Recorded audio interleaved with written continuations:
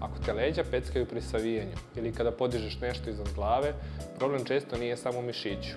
Mnogi to pripisuju istegnuću ili lošem pokretu, ali u praksi često vidimo problem u kičmi, posebno u lumbalnom ili torakalnom delu. Kada dođe do preopterećenja kičmenog stuba, poremećaja stabilnosti ili stanja poput protruzije diska ili diskus hernije, nervne strukture mogu reagovati peckanjem, žarenjem ili probadajućim bolom. Zato se bol javlja pri savijanju, pri podizanju tereta, pri podizanju ruku iznad glave, naglim ili rotacionim pokretima.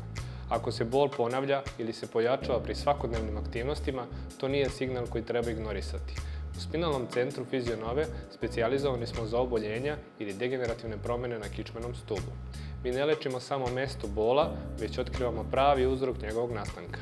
Na pregledu prvo utvrđujemo da li bol dolazi iz kičme, a zatim pravimo individualni protokol lečenja. Pregled podrazumeva detaljnu dijagnostiku, nakon čega vas očekuje tim od 30 fizioterapeuta i preko 60 inovativnih protokola lečenja i nadzor doktora fizikalne medicine i rehabilitacije. Zakažite pregled kako bi otkrili uzrok nastanka bolova i rešili vaš problem.